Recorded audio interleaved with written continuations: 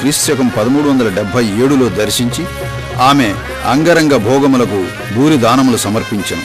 మూలగూరమ్మ దేవాలయం ప్రక్కనే కొండ జారుడు బండపై పెదకోమటి వేమారెడ్డి శాసనం ఈ విషయాన్ని తెలియజేస్తున్నది. అనవేముడు నిర్మించిన దేవాలయాలు. అమీనాబాద్ గ్రామంలో మూలాంకురేశ్వరి దేవాలయం, అమరావతిలో అమరేశ్వర దేవాలయ పునర్నిర్మాణం, సింహాచల దేవాలయంలో అనవేముడు ఒక మండపాన్ని నిర్మించాడు. కొండవీటి రెడ్డి రాజులందరిలో అనవేముడు ధర్మాత్ముడని యావత్ భారతదేశ ప్రఖ్యాతి గాంచెను. శ్రీశైల భ్రమరాంబిక మల్లికార్జున దేవాలయంలో తన పినతండ్రి అన్నయ్యరెడ్డికి పుణ్యంగాను వీర శిరోమండపాన్ని నిర్మించాడు. అనవేమారెడ్డి శివపూజ దురంధరుడు. నిత్యము అరుణోదయ, తపనోదయ, సంగవ, మధ్యాహ్న, సాయంకాల, అర్ధరాత్రులనిడి షట్కాలములందును శివపూజ చేయు భక్తుడతడు. యుద్ధమున ఇతడి ధైర్య సాహసములు అనన్యము. అందుచేతనే ఇతడు క్షురికా సహాయుడని వర్ణింపబడ్డాడు.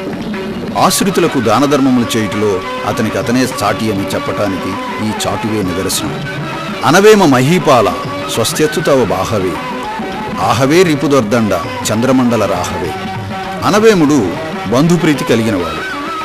తన పినతండ్రి కుమార్తె వేమసాని లేక వేమాంబికను సొంత సోదరిగా భావించి నడుపూరి శాసనములో స్వశుః పుణ్యార్థం నడుపూరి గ్రామమును అగ్రహార దానము చేసినట్లు అనవేముడు రాయించాడు. అంతేగాక తస్యాన్నవేమచంద్రస్య లక్ష్మీరేవ సహోదరి శ్రీ నల్లనుంకస్య మహిషి విష్ణుతేజస వేమసానీతి విఖ్యాత సప్త సంతానచాలిని నిత్యం హేమాద్రికల్పోక్త దానరీ వ్రత విదాయిని. పెదకోమటి వేమారెడ్డి స్వయంగా కవి, సాహిత్య చింతామణి, శృంగార దీపిక అనే గ్రంథాలను రాశాడు. పెరంగిపురం గ్రామం నడిబొడ్డున వీరభద్ర ఆలయం కలదు.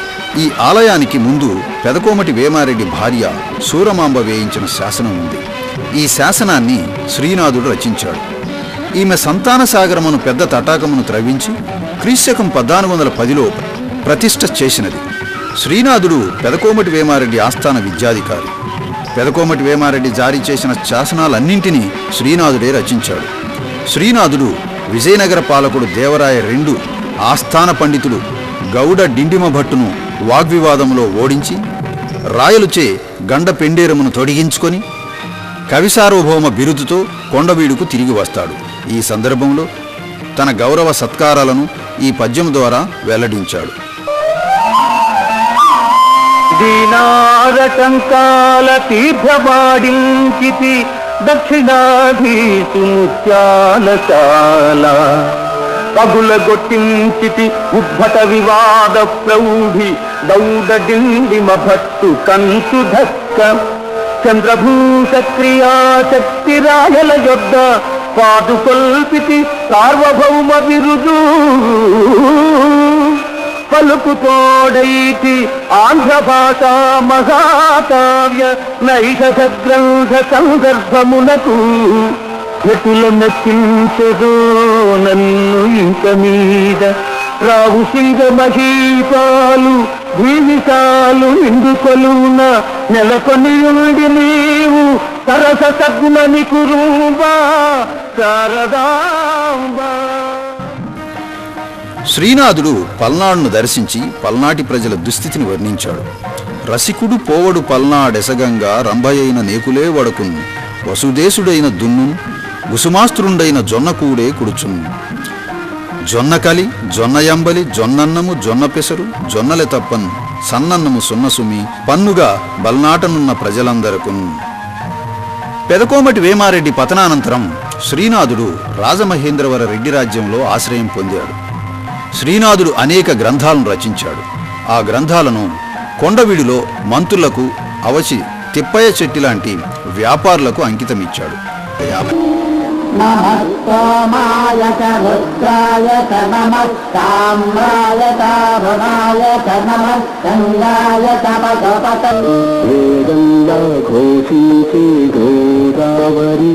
అమరధామంగా శోభిల్లే రాజమహేంద్రి శతాబ్దాల చరితగల సుందర నగరం గత వైభవ దీప్తులతో కమ్మని కావ్యం.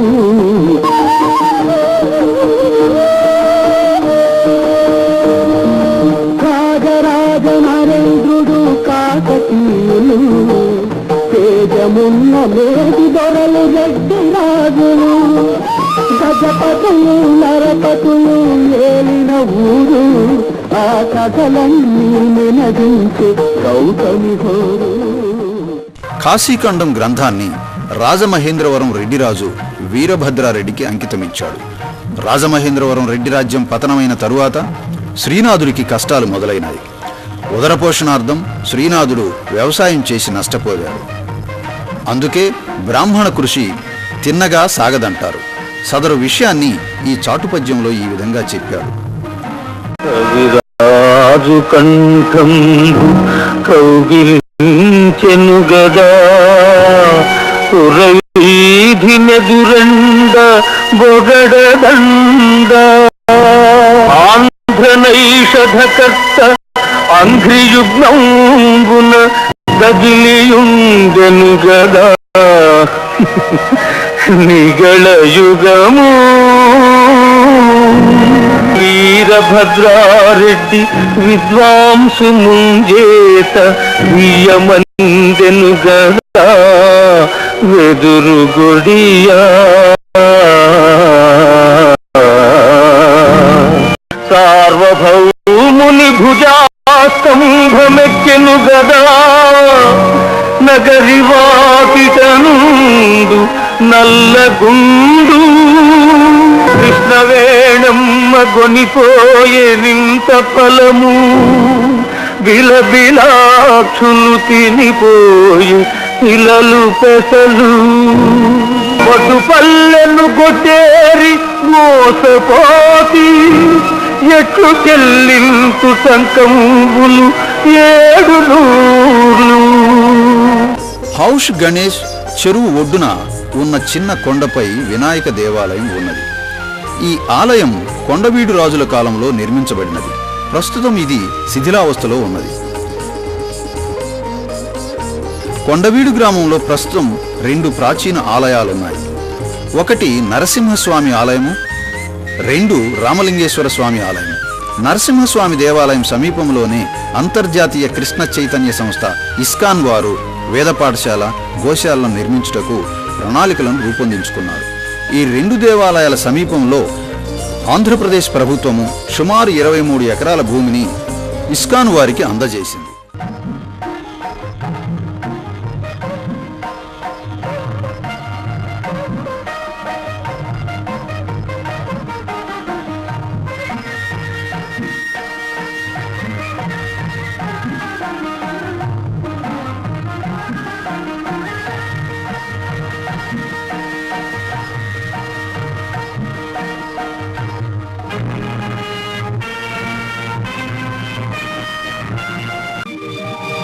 నరసింహస్వామి దేవాలయంలో పూజాధికములు జరుగుక శిథిలావస్థలో ఉన్నది. రామలింగేశ్వర దేవాలయం మాత్రము నిత్యము ధూపదీప నైవేద్యములతో పూజలు నిర్వహించబడుచున్నది.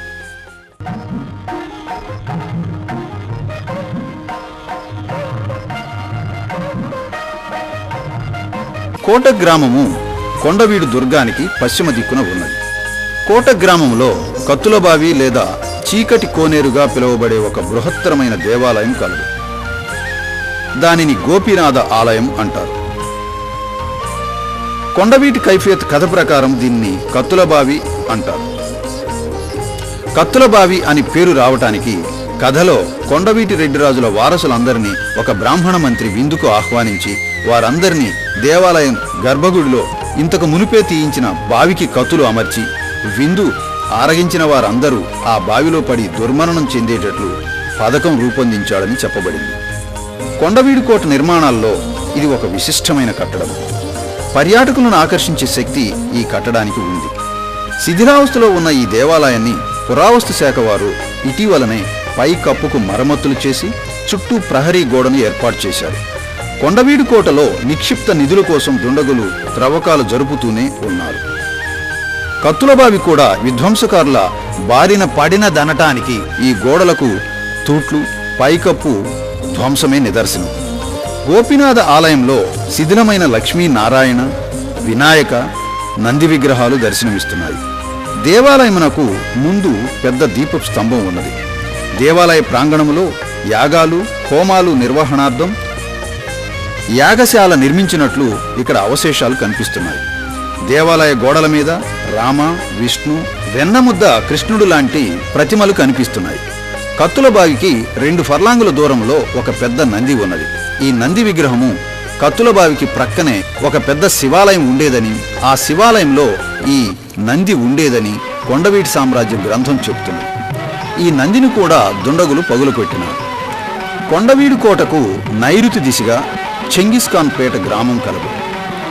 ఈ గ్రామంలో వెన్నముద్ద బాలకృష్ణ దేవాలయం ఉన్నది.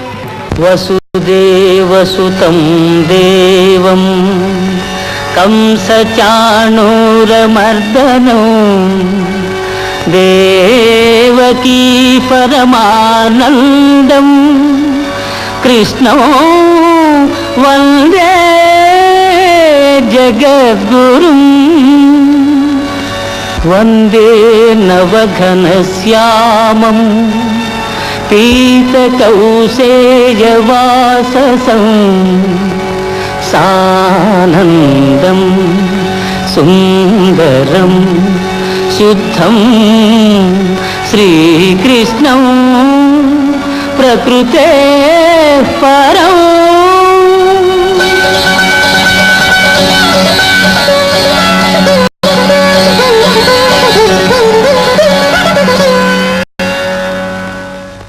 ఈ దేవాలయంలోని బాలకృష్ణ విగ్రహం క్రీస్తు శకం 15వ శతాబ్దం కొండవీటి రాజుల కాలంలో చెక్కబడి ముస్లిం దండయాత్రలో భూస్థాపితం చేయబడింది. 19వ శతాబ్దం చివరి పాదంలో కోట గ్రామ నివాసి ఇంటికి పునాదులు తీస్తూ ఉండగా ఈ విగ్రహం బయటపడిన వార్త చిలకలూరుపేట జమీందారుకు తెలిసి జమీందారు సదరు విగ్రహాన్ని చిలకలూరుపేటకు తరలిస్తుండగా ప్రస్తుతం గుడి ఉన్న చోట వాహనం ఇరుసు విరిగి పడిపోయింది. కృష్ణ భగవానుడు జమీందారుకు కలలో కనిపించి తనకు ఇక్కడే ఆలయాన్ని ఏర్పాటు చేయమని ఆజ్ఞాపించాడు. జమీందారు ఆజ్ఞను శిరసావహించి వెన్నముద్ద బాలకృష్ణునికి దేవాలయం నిర్మించాడు.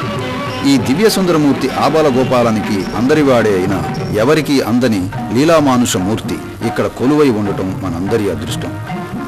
ఈ విగ్రహాన్ని చూసి ఇస్కాన్ వారు సంభ్రమాశ్చర్యాలకు లోనై హంసవాహన రూపంలో 150 కోట్ల రూపాయలతో స్వర్ణ దేవాలయం నిర్మాణానికి పథకం రూపొందించారు.